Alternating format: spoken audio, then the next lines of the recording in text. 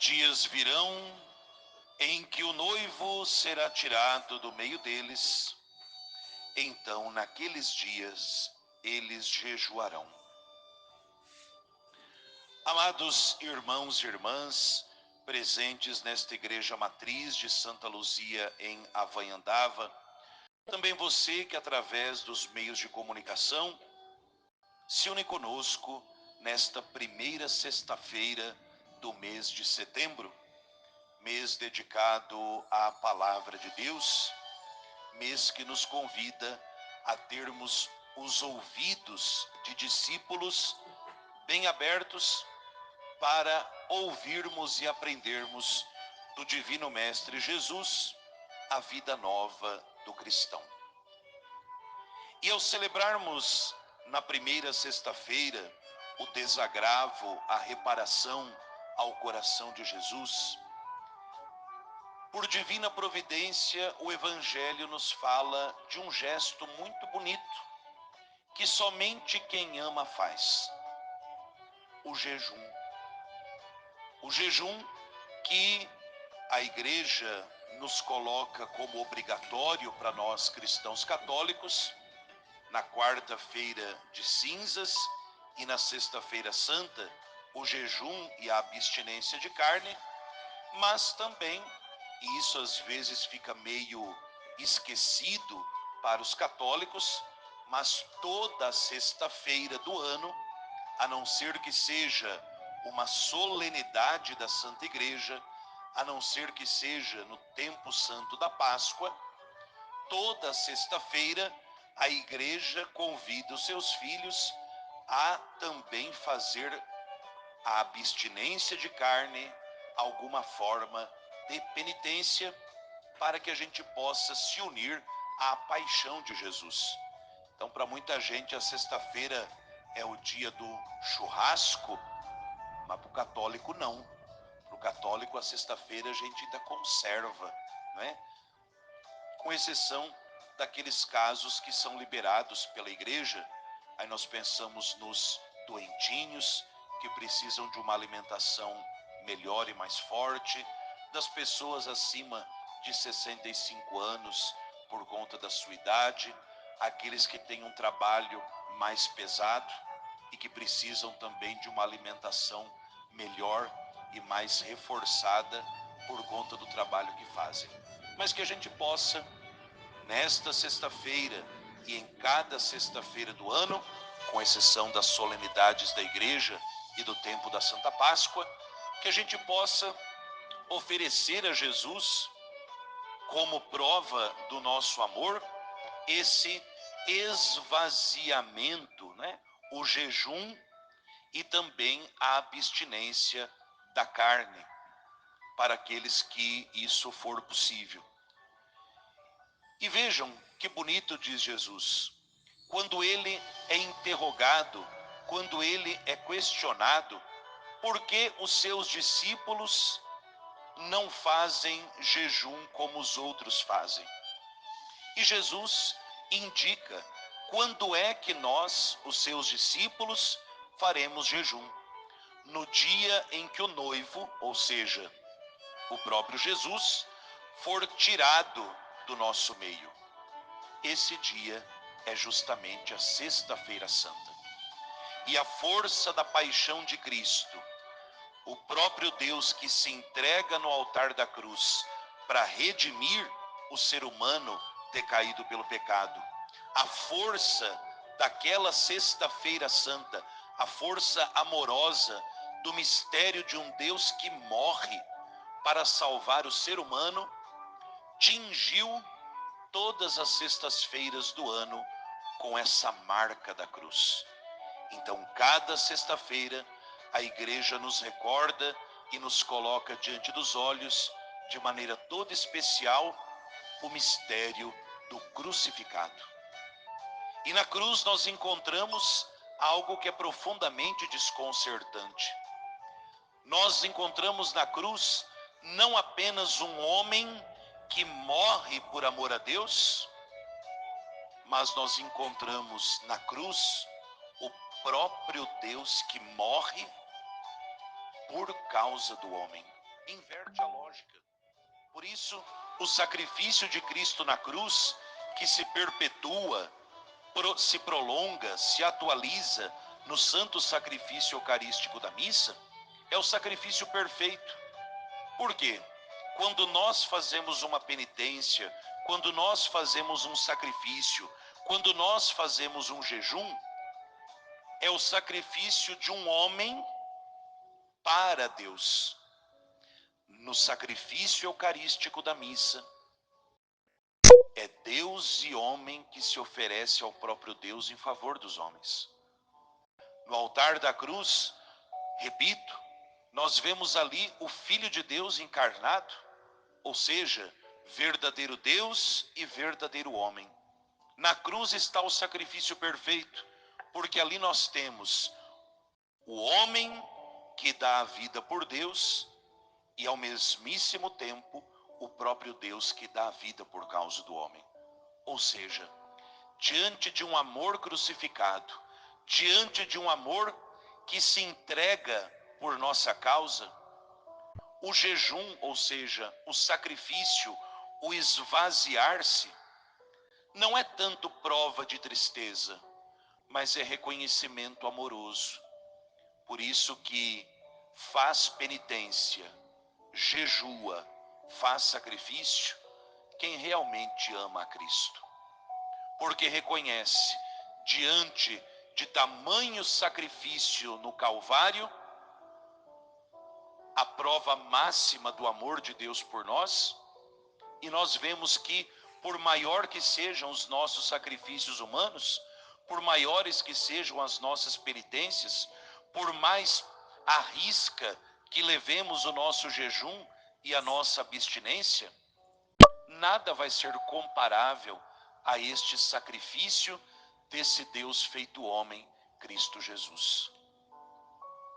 E aproximar-se da cruz de Cristo em cada sexta-feira, sobretudo na primeira sexta-feira de cada mês, é lembrar que o nosso Deus tem coração.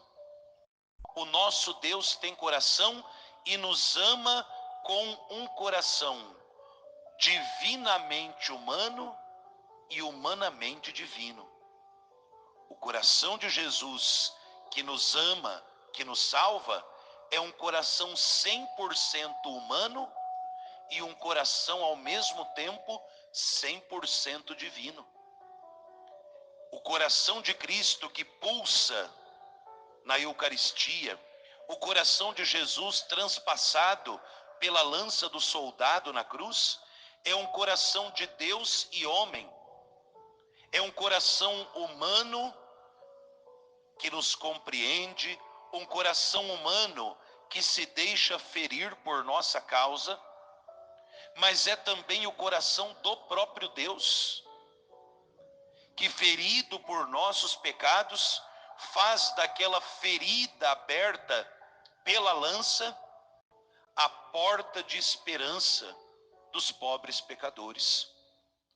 Que ninguém tenha medo de aproximar-se desse coração cercado por uma coroa de espinhos, transpassado pela lança, encimado por uma cruz e que arde como fornalha ardente de caridade e que diz: vinde a mim e eu vos darei descanso. Esse coração de Jesus, esse coração do próprio Deus, que nos julga e vê as intenções do nosso coração, como disse a primeira leitura de hoje, e olha e vê que no coração de cada um de nós existe também esse desejo de corresponder a esse amor.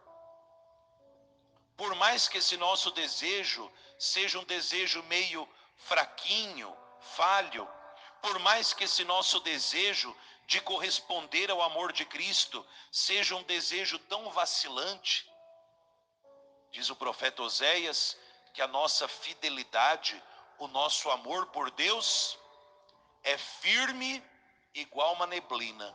Veja, meu Deus, que firmeza tem uma neblina, que basta que saia o sol e desaparece tudo. Mas mesmo quando esse nosso amor, a nossa fidelidade a Cristo, o nosso desejo de servir a Cristo tenha a fraqueza de uma neblina, Cristo olha e diz que esse desejo, por menor que seja em nós, já é o suficiente para que Ele, ao olhar para cada um de nós, nos fortaleça na prática do bem, na busca da santidade. Isso me faz recordar muito o milagre da multiplicação dos pães. Os 5 pães e os 2 peixinhos. Ainda que feridos pelo pecado, ainda que sejamos gente tão frágil, tão mole nas nossas decisões por Deus, que a gente não tenha medo de colocar no altar de Deus esse nosso desejo tão fraquinho, mas dizer: Senhor, fortalece esse meu desejo de ser teu por toda a vida, de me dar ao Senhor por inteiro. Recebe esse meu amor que é tão pequeno, como gratidão ao teu amor que na cruz e na Eucaristia é tão imenso. Como ensinou o anjo para os pastorinhos em Fátima: meu Deus, eu creio, eu adoro, eu espero, eu te amo, não só por mim, mas em favor também daqueles que não creem, não adoram, não esperam e não vos amam. Em cada primeira sexta-feira do mês, é como se nós pegássemos um curativo e fôssemos até aquela ferida da ingratidão da humanidade no coração de Jesus e dissesse: Senhor, eu sei que a ferida é grande, mas esse band-aid pequenininho do meu amor é para aliviar o teu sofrimento. Isso é reparação, isso é desagravo. Senhor, se o mundo não te ama, eu quero hoje te oferecer o meu amor tão pequeno em nome desse mundo que não te ama. Senhor, se o mundo te rejeita, eu venho hoje em nome desse mundo que te rejeita para te pedir perdão. E assim nós vamos, não apenas jejuando, não apenas fazendo abstinência, mas nós vamos nos esvaziando daquilo que desagrada a Deus e vamos, na pequenez dos nossos gestos, na grandeza da misericórdia divina, oferecendo a Cristo o pouco que nós temos para agradecê-lo e amá-lo pelo infinito que Ele tem por nós. É célebre aquele pensamento, e com ele eu termino a homilia de hoje, que diz que uma gota d'água é muito pequena, mas sem aquela gota d'água, um oceano seria menor. Pode ser que hoje o seu desejo de Deus, o seu desejo de uma vida santa, as suas boas obras, o seu jejum, a sua abstinência, seja pequenininho, feito esta gota d'água. Não deixe de oferecer, porque esta gota d'água, oferecida por amor a Jesus, faz a diferença imensa num oceano de pecado que nós vivemos. Vejam, a água que nós colocamos no cálice não é 1 litro, é uma gota. E naquela gota estamos você, eu, que nos oferecemos a Cristo, para que a gente se perca no oceano do sangue dele e diga: Senhor, assim como o Senhor e o Pai são um só, eu quero ser um só com o Senhor por toda a vida. Eu quero me lançar como a gota d'água que se lança dentro do cálice da missa. Eu quero me lançar e faz de mim aquilo que mais te agradar. Que você e eu não tenhamos medo de oferecer o pouco que temos no altar de Deus. Deus não se deixa vencer em generosidade. Por menor que seja o nosso amor, por menor que seja o nosso jejum, por menor que seja o nosso sacrifício, de 5 pães e 2 peixes, Jesus alimenta uma multidão e ainda sobra. Da sua gota d'água, Deus pode fazer brotar rios no deserto, não só da sua vida, mas da vida de todos os pobres pecadores que vocês e eu hoje representamos e apresentamos diante do altar do Calvário, diante do altar do santo sacrifício da missa. E que Maria, Mãe das Dores, que permanece com Jesus aos pés da cruz, nos ajude nesta oferta diária do pouco que somos e que temos ao coração de Jesus, que tendo amado os seus que estavam no mundo, amou-os e segue amando até o fim. Jesus manso e humilde de coração, fazei o nosso coração semelhante ao vosso.